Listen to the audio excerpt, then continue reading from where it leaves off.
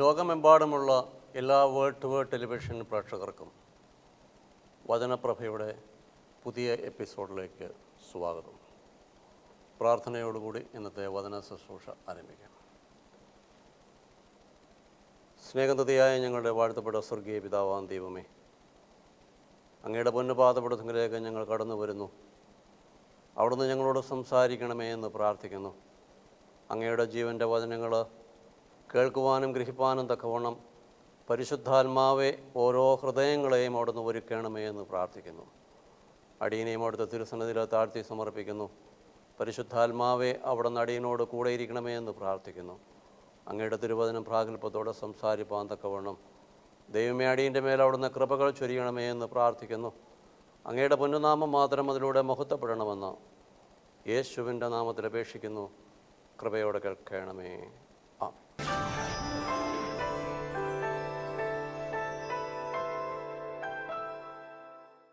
അല്പസമയം നിങ്ങളോട് ചിന്തിക്കുവാൻ തക്കവണ്ണം ആഗ്രഹിക്കുന്നത് സങ്കീർത്തന പുസ്തകത്തിൻ്റെ 22-ാം അധ്യായം 3-4 വാക്യങ്ങൾ. The book of Psalms chapter 22 verse 3 and 4. ഇസ്രായേലിന്റെ സ്തുതികളിൽ മേൽ വസിക്കുന്നവനെ, ഇസ്രായേലിന്റെ സ്തുതികളിൽ മേൽ വസിക്കുന്നവനെ, നീ പരിശുദ്ധനാകുന്നുവല്ലോ, നീ പരിശുദ്ധനാകുന്നുവല്ലോ. ഞങ്ങളുടെ പിതാക്കന്മാർ നിന്നിൽ ആശ്രയിച്ചു, നിങ്ങളിൽ ആശ്രയിച്ചു, അവർ ആശ്രയിക്കുകയും നീ അവരെ വിടുവിക്കുകയും ചെയ്തു. ത്രിയേക ദൈവത്തിൻ്റെ വലിയ തിരുനാമത്തിന് മഹത്വമുണ്ടായിരിക്കട്ടെ. കർത്താവിനാൽ അനുഗ്രഹിക്കപ്പെട്ട സഹോദരീ സഹോദരങ്ങളെ, സർവശക്തനായ ദൈവത്തിൻ്റെ തിരുസന്നിധിയിൽ നാം കടന്നു വരുമ്പോൾ ദൈവത്തെ പാടി മഹത്വപ്പെടുത്തുവാൻ തക്കവണ്ണം ഉത്സാഹമുള്ളവരായിരിക്കണം ഒരു ദൈവ പൈതൽ. എന്തുകൊണ്ടെന്നോ പലപ്പോഴും നമുക്ക് ദൈവത്തെ അത്യുച്ചത്തിൽ ദൈവത്തിൻ്റെ തിരുസന്നിധിയിൽ ദൈവത്തെ പാടി മഹത്വപ്പെടുത്തുവാൻ തക്കവണ്ണം പലപ്പോഴും എനിക്കും നിങ്ങൾക്കും കഴിയാറില്ല എന്നുള്ളതൊരു യാഥാർത്ഥ്യമാണ്. മറ്റുള്ളവർ എന്തു ധരിക്കും, സമൂഹത്തിലെ നമ്മുടെ സ്ഥാനമാനങ്ങൾക്കും നമ്മുടെ വിദ്യാഭ്യാസ യോഗ്യതകൾക്കൊക്കെയും അതൊരു കുറവാണോ, ഒരു ലജ്ജ നമ്മുടെ ഹൃദയത്തിൽ പതിക്കുന്നത് കൊണ്ട് സമൂഹത്തിൻ്റെ മധ്യത്തിൽ ദൈവത്തെ അത്യുച്ചത്തിൽ സ്തുതിക്കുവാൻ തക്കവണ്ണം പലപ്പോഴും നമുക്ക് മടിയുള്ളവരാണ്. ഇവിടെ സർവശക്തനായ ദൈവം തൻ്റെ തിരുവചനത്തിലൂടെ പറയുന്നു, ഇസ്രായേലിൻ്റെ സ്തുതികളിൽ മേൽ വസിക്കുന്നവൻ. അപ്പോൾ നമ്മുടെ ദൈവം സ്തുതികളുടെ സിംഹാസനത്തിൽ വസിക്കുന്നവനാണ്. സ്വർഗത്തിലിരിക്കുന്ന ദൈവത്തെ ഭൂമിയിൽ ഇറക്കിക്കൊണ്ടുവരുവാൻ തക്കവണ്ണം ഒരു മനുഷ്യന് കഴിയും. എങ്ങനെ കഴിയും? അവനൊരു സിംഹാസനം ഈ ഭൂമിയിൽ തീർക്കുമ്പോൾ, സ്തുതിയുടെ സിംഹാസനം തീർക്കണം. നാം ദൈവത്തെ ആരാധിക്കുമ്പോൾ, ദൈവത്തെ സ്തുതിക്കുമ്പോൾ അവിടെ ഒരു സിംഹാസനം ഞാനും നിങ്ങളും ഈ ഭൂമിയിൽ തീർക്കുകയാണ്. നമ്മുടെ ശബ്ദങ്ങൾ കൊണ്ട് സർവശക്തനായ ദൈവത്തെ പാടി മഹത്വപ്പെടുത്തുമ്പോൾ ആ ശബ്ദധ്വനികൾ ഒരു സിംഹാസനമായി തീരുകയും അങ്ങനെ ഒരു സിംഹാസനം ഈ ഭൂമിയിൽ രൂപപ്പെടുമ്പോൾ സർവശക്തനായ ദൈവം ആ സിംഹാസനത്തിൽ വസിക്കുവാൻ തക്കവണ്ണം സ്വർഗത്തിൽ നിന്ന് ഭൂമിയിലേക്ക് ഇറങ്ങി വരികയും ചെയ്യുന്നു. ഇതിനെയാണ് നാം ദൈവ സാന്നിധ്യം എന്ന് പറയുന്നത്. അപ്പോൾ ദൈവത്തെ ഇറക്കിക്കൊണ്ടുവരിക അല്ലെങ്കിൽ ദൈവ സാന്നിധ്യത്താൽ ഞാനും നിങ്ങളും നിറയുക എന്ന് പറയുമ്പോൾ അതിന് നാം ആദ്യമായി ചെയ്യേണ്ടത് ദൈവത്തെ സ്തുതിക്കണം. സ്തുതികളിൽ മേൽ വസിക്കുന്നവനാണ് നമ്മുടെ ദൈവം. അപ്പോൾ ആ സ്തുതിയുടെ സിംഹാസനം തീർക്കേണ്ടത് ഞാനും നിങ്ങളുമാണ്. ഈ ജീവിതത്തിൽ നമ്മുടെ ചുറ്റും അന്ധകാരമുണ്ട്, പിശാചിൻ്റെ ദൂതന്മാരുണ്ട്. അവർ ഓടിപ്പോകണം. നമ്മളിലുള്ള ഇരുട്ട് നീങ്ങിപ്പോകണമെങ്കിൽ നാം ദൈവത്തെ സ്തുതിക്കണം. അപ്പോൾ അന്ധകാരം ഇരുട്ട് മാറിപ്പോയി കഴിയുമ്പോഴാണ് ആ വെളിച്ചം നമ്മളിലേക്ക് കടന്നു വരുവാൻ തക്കവണ്ണം നാം ചെയ്യേണ്ടത് ഹൃദയത്തിൽ നിന്ന് ദൈവത്തെ സ്തുതിപ്പാൻ തക്കവണ്ണം നമുക്ക് കഴിയണം. ദൈവത്തിൻ്റെ തിരുവചനം പരിശോധിക്കുമ്പോൾ ദൈവത്തെ ആരാധിക്കുന്നതും ദൈവത്തെ സ്തുതിക്കുന്നതും ദൈവത്തെ നന്ദിയോടെ കീർത്തിക്കുന്നതൊക്കെയും ദൈവത്തിൻ്റെ തിരുവചനത്തിൽ നമുക്ക് കാണുവാൻ തക്കവണ്ണം കഴിയും. ആരാധന എന്ന് പറയുമ്പോൾ അത് നമ്മുടെ ശരീരത്തിൽ പ്രകടമാക്കേണ്ട ഒരു കാര്യമാണ്. ഉൽപ്പത്തി പുസ്തകം മുതൽ നാം പരിശോധിക്കുമ്പോൾ ദൈവത്തെ ആരാധിക്കുന്ന അനേക കാര്യങ്ങൾ തിരുവചനത്തിൽ കാണുവാൻ തക്കവണ്ണം കഴിയും. പുറപ്പാട് പുസ്തകം 4-ാം അധ്യായത്തിൻ്റെ 31-ാം വാക്യത്തിൽ നമുക്കവിടെ കാണുവാൻ തക്കവണ്ണം കഴിയും. അങ്ങനെ ജനം വിശ്വസിച്ചു യഹോവ ഇസ്രായേൽ മക്കളെ സന്ദർശിച്ചുവെന്നും യഹോവ ഇസ്രായേൽ മക്കളെ സന്ദർശിച്ചുവെന്നും അവരുടെ കഷ്ടത അവൻ കണ്ടിരിക്കുന്നുവെന്നും അവർ കണ്ടിരിക്കുന്നുവെന്നും കേട്ടപ്പോൾ അവർ കുമ്പിട്ട് ആരാധിച്ചു. അപ്പോൾ ദൈവത്തെ ആരാധിക്കുക എന്ന് പറയുമ്പോൾ അതിനൊരു ബോഡി ലാംഗ്വേജ് ഉണ്ട്. അത് നമ്മുടെ ശരീരത്തിൽ പ്രകടമാക്കേണ്ട കാര്യമാണ്. ദൈവത്തെ സാഷ്ടാംഗം വീണു നമസ്കരിച്ചുവെന്ന് തിരുവചനത്തിൽ കാണുവാൻ കഴിയും. കൈകൾ കൊട്ടി ദൈവത്തെ ആരാധിച്ചുവെന്ന് തിരുവചനത്തിൽ കാണുവാൻ കഴിയും. അതൊക്കെയും നമ്മുടെ ശരീരത്തിൽ പ്രകടമാക്കേണ്ട ഒരു കാര്യമാണ്. അപ്പോൾ ആരാധനകൾ ഉണ്ടാകേണ്ടത് നമ്മുടെ ശരീരത്തിൽ നിന്നാണ് ആദ്യം.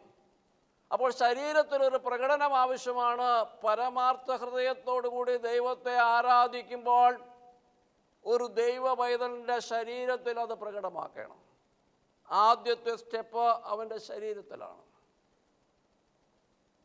അത് കഴിയുമ്പോഴാണ് അവൻ്റെ സ്തുതികൾ എന്ന് പറയുമ്പോൾ സ്തുതികൾ അവൻ്റെ അധരത്തിൽ നിന്നാണ് ഉണ്ടാകേണ്ടത്. അവിടെ ശബ്ദമുണ്ടാകണം.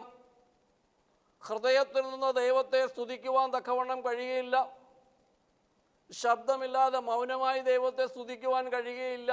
അപ്പോൾ സ്തുതിക്കുക എന്ന് പറയുമ്പോൾ അധരങ്ങൾ ചരിക്കണം, ശബ്ദം പുറത്തു വരണം. അതാണ് സ്തുതിക്കുക എന്ന് പറയുമ്പോൾ. ആ ശബ്ദം കൊണ്ട് ഒരു സിംഹാസനം ഞാനും നിങ്ങളും തീർക്കണം. ആ സിംഹാസനം തീർത്തു കഴിയുമ്പോഴാണ് സ്വർഗത്തിലിരിക്കുന്ന സർവശക്തനായ ദൈവം ഈ ഭൂമിയിലേക്ക് ഇറങ്ങി വന്ന ദൈവത്തിൻ്റെ സാന്നിധ്യം കൊണ്ട് ഞാനും നിങ്ങളും നിറയണം. അങ്ങനെ നിറഞ്ഞു കഴിയുമ്പോഴാണ് നമ്മളിലുള്ള ആത്മാവും ദൈവത്തിൻ്റെ ആത്മാവും തമ്മിൽ ഇടപെടുന്ന ആ വലിയ ദൈവീക അനുഗ്രഹങ്ങൾ പങ്കിടുവാൻ തക്കവണ്ണം കഴിയുന്നത്. എന്നാൽ പലപ്പോഴും നമുക്ക് ആ പ്രകാരം ദൈവത്തെ ആരാധിക്കുവാനും സ്തുതിക്കുവാനും തക്കവണ്ണം നമുക്ക് കഴിയുന്നില്ല. 33-ാം സങ്കീർത്തനത്തിൻ്റെ 1-2 വാക്യങ്ങളിൽ നമുക്ക് അവിടെ കാണുവാൻ തക്കവണ്ണം കഴിയും. നീതിമാന്മാരെ യഹോവയിൽ ഘോഷിച്ചുല്ലസിക്കുവിൻ. യഹോവയിൽ നിങ്ങൾ ഘോഷിച്ചുല്ലസിക്കുവിൻ. സ്തുതിക്കുന്നത് നേരുള്ളവർക്ക് ഉചിതമല്ലോ. ആ സ്തുതിക്കുന്നത് നേരുള്ളവർക്ക് ഉചിതമല്ലോ. കിന്നരം കൊണ്ട് യഹോവയ്ക്ക് സ്തോത്രം ചെയ്യുവിൻ. കിന്നരം കൊണ്ട് യഹോവയ്ക്ക് നിങ്ങൾ സ്തോത്രം ചെയ്യുവിൻ. 10 കമ്പിയുള്ള വീണ കൊണ്ട് അവന് സ്തുതി പാടുവിൻ. അവന് പുതിയ പാട്ട് പാടുവിൻ. ഘോഷസ്വരത്തോടെ നന്നായി വാദ്യം വായിക്കുവിൻ. അപ്പോൾ നീതിമാന്മാരെ യഹോവയിൽ നിങ്ങൾ ഘോഷിച്ചുല്ലസിക്കണം. അപ്പോൾ ദൈവത്തിൻ്റെ തിരുസന്നിധിയിൽ ഞാനും നിങ്ങളും സ്തുതികൾ കൊണ്ട് ദൈവത്തെ ഘോഷിച്ചുല്ലസിക്കുവാൻ തക്കവണ്ണം നമുക്ക് കഴിയണം. അത് നേരുള്ളവർക്ക് ഉചിതമല്ലോ എന്നാണ് പറയുന്നത്.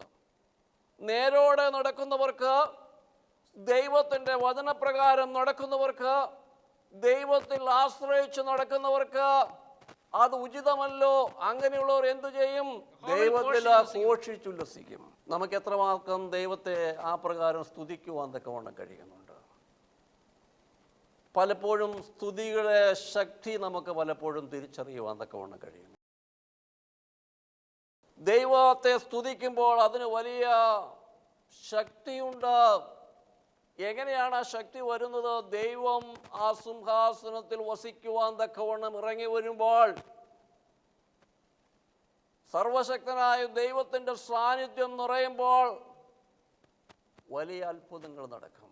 സങ്കീർത്തന പുസ്തകം 100-ാം അധ്യായത്തിൽ എങ്ങനെയാണ് ദൈവത്തെ സ്തുതിക്കേണ്ടത്, ദൈവ സാന്നിധ്യത്തിലേക്ക് എങ്ങനെയാണ് ഞാനും നിങ്ങൾ പ്രവേശിക്കേണ്ടത് എന്ന് അതിന്റെ 4-ാം വാക്യത്തിൽ നമുക്ക് അവിടെ കാണുവാൻ തക്കവണ്ണം കഴിയും. അവന്റെ വാതിലുകളിൽ മേൽ സ്തോത്രത്തോടും അവന്റെ പ്രാകാരങ്ങളിൽ സ്തുതിയോടും കൂടി വരുവീൻ. അവനെ സ്തോത്രം ചെയ്ത് അവന്റെ നാമത്തെ വാഴ്ത്തുവീൻ.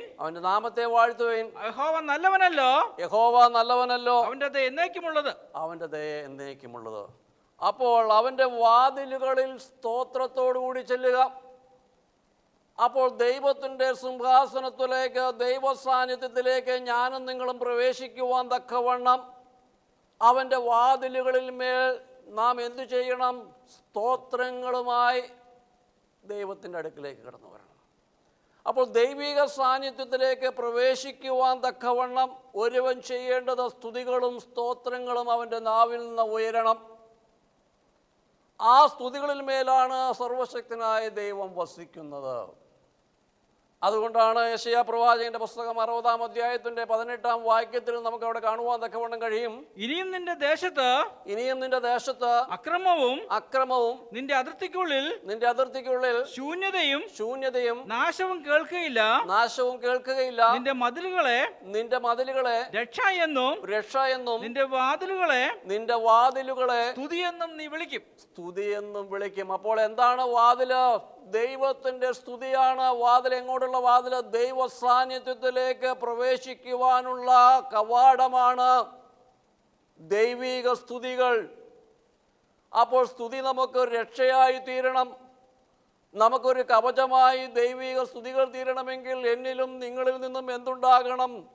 ദൈവത്തെ സ്തുതിക്കണം. ദൈവത്തെ സ്തുതിക്കുമ്പോഴാണ് ദൈവിക സാന്നിധ്യം ഇറങ്ങി വരുന്നത്. പലപ്പോഴും നമുക്ക് അനുഗ്രഹങ്ങൾക്ക് ആവശ്യമാണ്. ജീവിതത്തിൻ്റെ പ്രയാസങ്ങളും പ്രതിസന്ധികളുമായി അനേക ആളുകൾ ദൈവസന്നിധിയിൽ കടന്നു വരാറുണ്ട്. ദൈവത്തെ അത്യുച്ചത്തിൽ സ്തുതിക്കുവാൻ തക്കവണ്ണം പറയുമ്പോൾ പലപ്പോഴും അനേകർക്ക് അതിന് ലജ്ജയാണ്, അവർക്ക് മടിയാണ്. മറ്റുള്ളവർ എന്താണ് ധരിക്കുന്നത്? ഞാൻ അത്യുച്ചത്തിൽ ദൈവത്തെ സ്തുതിച്ചാൽ എന്നെക്കുറിച്ച് മറ്റുള്ളവർ എന്തു ധരിക്കുമെന്നാണ് പലപ്പോഴും പോഷരായ മനുഷ്യർ ധരിക്കുന്നത്. എന്നാൽ സർവശക്തനായ ദൈവം എന്നെക്കുറിച്ച് എന്തു ധരിക്കും? ദൈവം എനിക്ക് നൽകിയ നന്മകൾ ഓർക്കുമ്പോൾ എനിക്ക് ദൈവത്തെ സ്തുതിക്കാതിരിക്കുവാൻ കഴിയുകയില്ലല്ലോ. അപ്പോൾ ഞാൻ സ്തുതിക്കാതിരിക്കുമ്പോൾ ദൈവം എന്നെക്കുറിച്ച് എന്ത് ചിന്തിക്കുമെന്ന് ഞാനും നിങ്ങളും ധരിക്കാറില്ല. ദൈവിക സ്തുതികൾക്ക് ദൈവസന്നിധിയിൽ വളരെ വളരെ പ്രാധാന്യമുണ്ട്. നമ്മുടെ ജീവിതത്തിൻ്റെ ചുറ്റുമുള്ള അന്ധകാരങ്ങൾ മാറുവാൻ തക്കവണ്ണം ഞാനും നിങ്ങളും ചെയ്യേണ്ടത് ദൈവത്തെ സ്തുതിക്കണം. അതുകൊണ്ടാണ് സ്തുതികൾ ദൈവത്തിൻ്റെ വാതിലുകളാണ്. ദൈവ സാന്നിധ്യത്തിലേക്ക് പ്രവേശിക്കുവാനുള്ള ഒരു കവാടമാണ് സ്തുതി എന്ന് പറയുന്നത്. അപ്പോൾ എനിക്കും നിങ്ങൾക്കും ദൈവ സാന്നിധ്യം രുചിച്ചറിയണമെങ്കിൽ നാം ആദ്യം ചെയ്യേണ്ടത് എന്താണ്? ദൈവത്തെ സ്തുതിക്കണം. അതുകൊണ്ടാണ് പലപ്പോഴും സുവിശേഷ യോഗങ്ങളിലും ഉപവാസ പ്രാർത്ഥനകളിലൊക്കെയും പലപ്പോഴും ദൈവത്തെ ആദ്യമേ പാടി മഹത്വപ്പെടുത്തുന്നത്. പാട്ട് ശക്തമായാൽ, ദൈവത്തെ സ്തുതിക്കുന്ന സ്തുതികൾ ഏറ്റവും ശക്തമായാൽ പിന്നെയുള്ള ശുശ്രൂഷകൾ വളരെ ആത്മനിറവിലുള്ളതായിത്തീരും.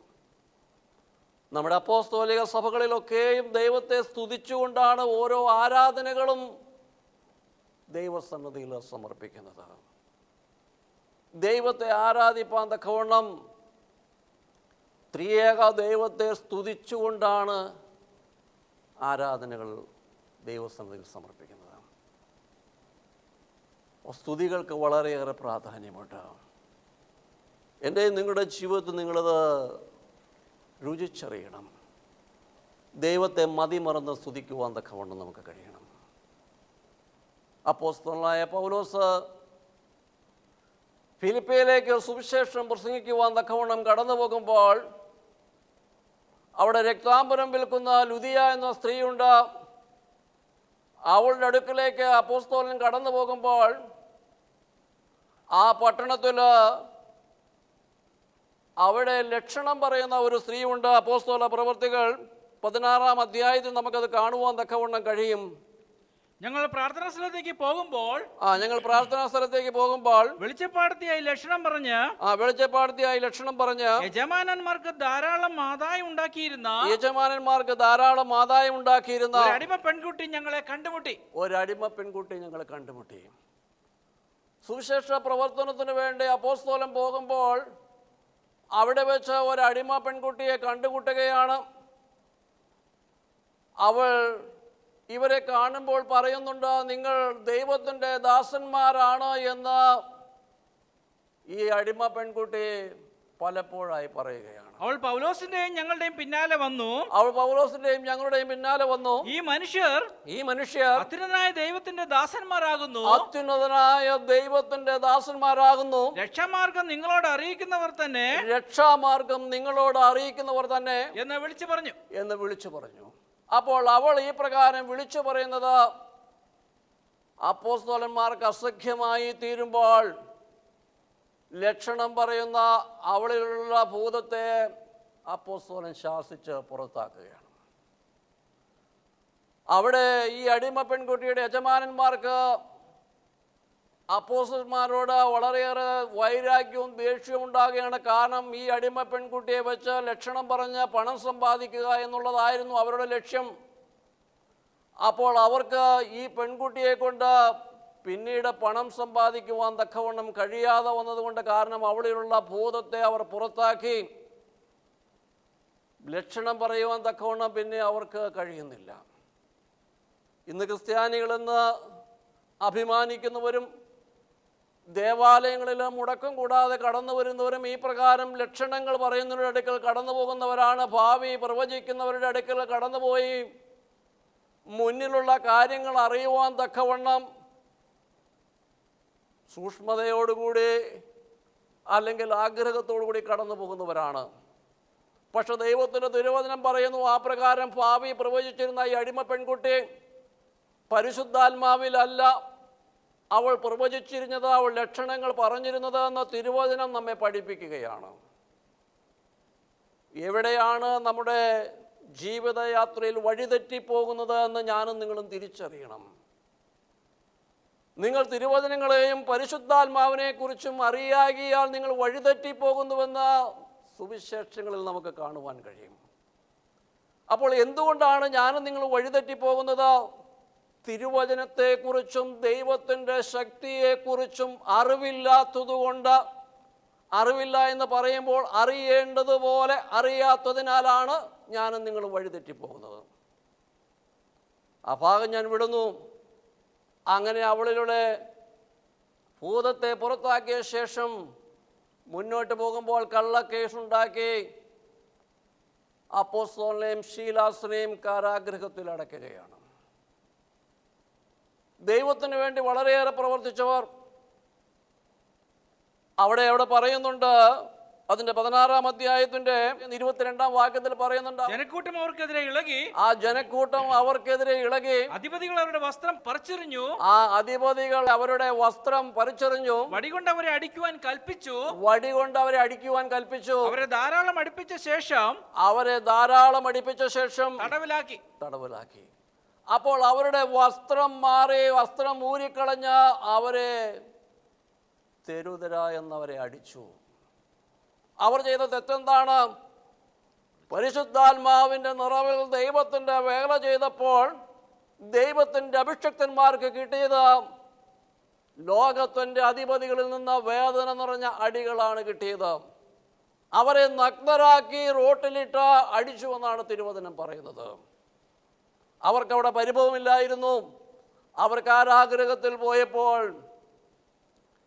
അപ്പോസ്തലൻ ശീലാസിനോട് പറയുകയാണ്, നമുക്ക് ദൈവത്തെ സ്തുതിക്കാം. അർദ്ധരാത്രിയിൽ പൗലോസും ശീലാസും പ്രാർത്ഥിച്ച് ദൈവത്തെ പാടി സ്തുതിച്ചു. അപ്പോൾ ഈ വേദനയുടെ നടുവിലും അവർ എന്തു ചെയ്യുന്നു? ദൈവത്തെ പാടി സ്തുതിച്ചപ്പോൾ സ്തുതികളിൽ മേൽ ഒരു സിംഹാസനം ആ കാരാഗൃഹത്തിന്റെ നടുവിൽ അപ്പോസ്തലനും ശീലാസും തീർത്തപ്പോൾ ആ സിംഹാസനത്തിൽ വസിക്കുവാൻ തക്കവണ്ണം സർവശക്തനായ ദൈവം സ്വർഗത്തിൽ നിന്ന് ആ കാരാഗ്രഹത്തിന്റെ നടുവിലേക്ക് ഇറങ്ങി വരുവാൻ കാരണമായി തീർന്നത് സ്തുതിയുടെ സിംഹാസനം അവർ തീർത്തത് കൊണ്ടാണ്. ആ സിംഹാസനത്തിൽ വസിപ്പാൻ തക്കവണ്ണം ദൈവം കാരാഗൃഹത്തിലേക്ക് ഇറങ്ങി വന്നു. കാരാഗൃഹത്തിന്റെ അടിസ്ഥാനം ഇളകി എന്നാണ് ദൈവത്തിന്റെ തിരുവചനം പറയുന്നത്. പെട്ടെന്ന് വലിയ ഭൂകമ്പമുണ്ടായി. പെട്ടെന്ന് വലിയൊരു ഭൂകമ്പമുണ്ടായി. കാരാഗൃഹത്തിന്റെ അടിസ്ഥാനം കുലുങ്ങി. കാരാഗൃഹത്തിന്റെ അടിസ്ഥാനം കുലുങ്ങി. വാതിലൊക്കെയും തുറന്നുപോയി. എല്ലാവരുടെയും ചങ്ങല അഴിഞ്ഞു വീണു. അവരുടെ ചങ്ങല അഴിഞ്ഞു വീണു. ദൈവത്തിന്റെ ജനമേ, കാരാഗൃഹത്തിന്റെ അടിസ്ഥാനം ഇളക്കുവാൻ തക്കവണ്ണം ആറ്റമ്പമ്പ് കൊണ്ടല്ല അവർ ഇളക്കിയത്. പിന്നെയോ ദൈവത്തെ സ്തുതിച്ചപ്പോൾ, ദൈവത്തെ പാടി മഹത്വപ്പെടുത്തി ഒരു സിംഹാസനം കാരാഗൃഹത്തിന്റെ നടുവിൽ അവർ തീർത്തപ്പോൾ സ്തുതികളിൽ മേൽ വസിക്കുന്നവനായ ദൈവം കാരാഗൃഹത്തിന്റെ നടുവിലേക്ക് ഇറങ്ങി വന്നു. അതിന്റെ അടിസ്ഥാനം ഇളക്കി, അതിന്റെ വാതിലുകൾ ഇളകി, അവരുടെ ബന്ധനങ്ങൾ, ചങ്ങലകളൊക്കെയും പൊട്ടിപ്പോയി എന്ന് തിരുവചനം പറയുന്നു. ഞാൻ നിങ്ങൾ ദൈവസ്ഥാനത്തിൽ കടന്നു വരുമ്പോൾ എങ്ങനെയാണ് ദൈവസാന്നിധ്യം തിരിച്ചറിയേണ്ടത്? ദൈവത്തെ നാം രുചിച്ചറിയേണ്ടത് എങ്ങനെയാണ്? ദൈവത്തെ സ്തുതിക്കണം. യഹോവ നല്ലവനല്ലോ എന്ന് പാടി ദൈവത്തെ മഹത്വപ്പെടുത്തുവാൻ കഴിയണം. ജീവിതത്തിൽ കഷ്ടതകൾ വന്നാലും, വേദനകൾ വന്നാലും, വേർപാടുകൾ നമ്മുടെ ജീവിതത്തിലുണ്ടായാലും, ലോകത്തിൻ്റെ അധിപന്മാർ നമ്മളെ അടിച്ച് മുറിവേൽപ്പിച്ചാലും അവിടെ പാടി മഹത്വപ്പെടുത്തണം. എന്തുകൊണ്ട്? ദൈവം അറിയാതെ നമ്മുടെ ജീവിതത്തിലൊന്നും സംഭവിക്കുന്നില്ല. ദൈവം ഗ്രീൻ സിഗ്നൽ തരാതെ നമ്മുടെ ജീവിതത്തിൽ ഒരു സഹനവും കടന്നു വരുന്നില്ല. ദൈവത്തിന് അതിനൊരു പദ്ധതിയുണ്ട്. ആ കാരാഗൃഹത്തിന്റെ നടുവിൽ ആ പ്രകാരം സംഭവിച്ചപ്പോൾ കാരാഗൃഹ പ്രമാണിയും അവിടെ ഉണ്ടായിരുന്ന അനേക തടവുകാരും സർവശക്തനായ ദൈവത്തെ രുചിച്ചറിയുവാനും ദൈവത്തിന്റെ സന്നിധിയിലേക്ക് അവരുടെ മുഖം തിരിക്കുവാനും കാരണമായി തീർന്നത് അപ്പോസ്തലനും ശീലാസും അനുഭവിച്ച കഷ്ടതയാണ്. എൻ്റെയും നിങ്ങളുടെയും ജീവിതത്തിൽ കഷ്ടതകൾ കടന്നു വരുന്നുവെങ്കിൽ അതൊരു ദൈവത്തിനൊരു പദ്ധതിയുണ്ട്. സഹോദര സഹോദരി, ദൈവം അറിയാതെ നമ്മുടെ ജീവിതത്തിൽ ഒന്നും സംഭവിക്കുന്നില്ല. ദൈവത്തെ വിശ്വസിക്കണം. അവൻ നല്ലവനാണ്. ഏത് പ്രയാസം കടന്നു വന്നാലും നാം അത്യുച്ചത്തിൽ പറയണം, യഹോവ നല്ലവനാണ്, എൻ്റെ ദൈവം ദയുള്ളവനാണ് എന്ന് പാടി മഹത്വപ്പെടുത്തുമ്പോൾ നമ്മുടെ ജീവിതത്തിൻ്റെ എല്ലാ പ്രതിസന്ധികളും മാറുവാൻ തക്കവണ്ണം കാരണമായി തീരും. ദൈവത്തിൻ്റെ സാന്നിധ്യം ഇറങ്ങി വരുമ്പോൾ നമ്മുടെ ശത്രുക്കൾ ചിതറിപ്പോകും. അപ്പോസ്തലനെ ബന്ധിച്ചിരുന്ന ചങ്ങലകൾ പൊട്ടിമാറി, കാരാഗൃഹത്തിൻ്റെ വാതിലുകൾ തുറന്നു. രക്ഷ പ്രാപിക്കുവാൻ ഞങ്ങൾ എന്തു ചെയ്യണമെന്നാണ് കാരാഗൃഹ പ്രമാണി ഇവിടെ ചോദിക്കുന്നത്. അവൻ ക്രിസ്തുവിൽ വിശ്വസിച്ചു. അനേക തടവുകാരും യേശു ക്രിസ്തുവിൽ വിശ്വസിക്കുവാൻ മുഖാന്തരമായി തീർന്നത് പൗലോസും ശീലാസിനും ജീവിതത്തിൽ കടന്നു വന്ന ആ കഷ്ടതയാണ്. ഞാൻ എന്തുകൊണ്ട് ഇത് പറയുമ്പോൾ കഷ്ടത വരുന്നതിന് ദൈവത്തിനൊരു പദ്ധതിയുണ്ട്. ദൈവത്തിന് ഒരിക്കലും തെറ്റു പറ്റുകയില്ല എന്ന് നിങ്ങൾ വിശ്വസിക്കണം. മനുഷ്യരെ കാണുന്നത് പോലെ ദൈവത്തെ കാണരുത്. ദൈവം സർവജ്ഞാനിയാണ്, സർവശക്തനാണ്, സർവവ്യാപിയാണ്. അവൻ ഒരിക്കലും തെറ്റു പറ്റുകയില്ല. അവൻ എന്നും എപ്പോഴും അവൻ നല്ലവനായ ദൈവമാണ്. ലോകം നമ്മെ പഴിച്ചാലും, മരണത്തിൻ്റെ താഴ്വരയിലൂടെ കടന്നുപോയാലും, കൂരിരുട്ടിൻ്റെ നടുവിലൂടെ കടന്നുപോയാലും യഹോവ നല്ലവനല്ലോ, അവൻ്റെ ദയ എന്നേക്കുമുള്ളത് എന്ന് പാടി മഹത്വപ്പെടുത്തുമ്പോൾ ആ സ്തുതിയുടെ സിംഹാസനത്തിൽ വസിക്കുവാൻ തക്കവണ്ണം സ്വർഗത്തിൽ നിന്ന് ദൈവം ഇറങ്ങി വരും. എൻ്റെ വാക്കുകൾ ചുരുക്കുകയാണ് ദൈവത്തിൻ്റെ ജനമേ.